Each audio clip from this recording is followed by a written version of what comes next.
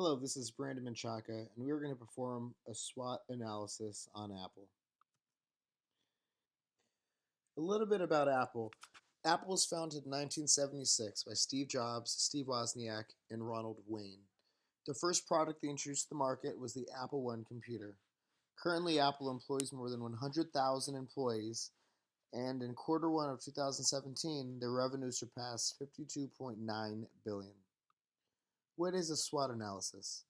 A SWOT analysis is an analysis of a company's strengths, weaknesses, opportunities, and threats. Being a large company, Apple has many strengths, the first of which is their brand image. Forbes and Interbrand both listed Apple's brand as the most valuable in 2015. Additionally, they have extremely high profit margins. Apple utilizes a premium pricing strategy that allows them to have a profit margin of about 22.8%. Additionally, Apple has an immense market cap.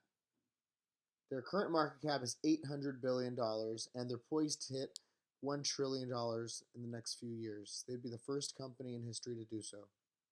Lastly, Apple has strong financials. Their revenue grew on average by about 16.5% from 2012 to 2015. This chart here looks at Apple's quarter one 2017 sales and compares them to quarter four of 2016 and quarter one of 2016. Notice an increase of iPhone, iPad, and Mac sales. One of Apple's weaknesses is also one of Apple's strengths. In this regard, I'm talking about their high prices. Their premium pricing strategy, although it allows them high profit margins, it prevents them from entering any lower end markets. This leads me to my second weakness, which is their inability to reach lower end markets. Over 65% of Apple's sales were from other countries outside the United States, and being at a high price point prevents them from moving into to emerging markets. Lastly, Apple's reliance on iPhone sales would be a weakness for them. 66% of their sales are iPhone sales.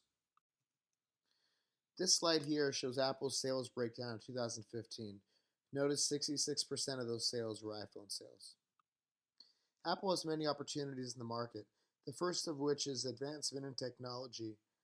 Because Apple is such a large company with such strong financials, they should have the ability to stay on the forefront of innovation in regards to advancement in technology. Secondly, Apple Pay, the alternative payment method, is becoming more and more popular, and again, Apple has a foothold in that market. Lastly, the Internet of Things is becoming increasingly popular. In the next 2 years, up to 30% of devices are supposed to be connected to the internet. Apple's postured perfectly to grow with this, as they already have the technology and software needed to connect devices to the internet.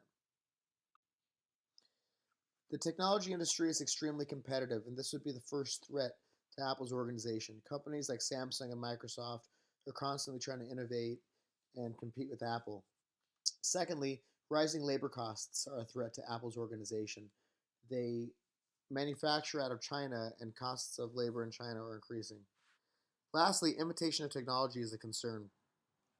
Apple must stay in the forefront of technological innovation in order to compete with more inexpensive, imitative technology. In conclusion, Apple's a large company with an immense market cap, and their positives greatly outweigh their negatives. They have a premium pricing strategy, which allows them to maintain high profit margins.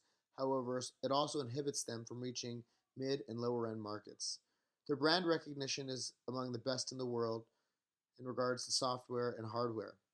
In order to maintain market share and prevent the threat of imitation, Apple has to invest in R&D and continue to be on the forefront of innovation.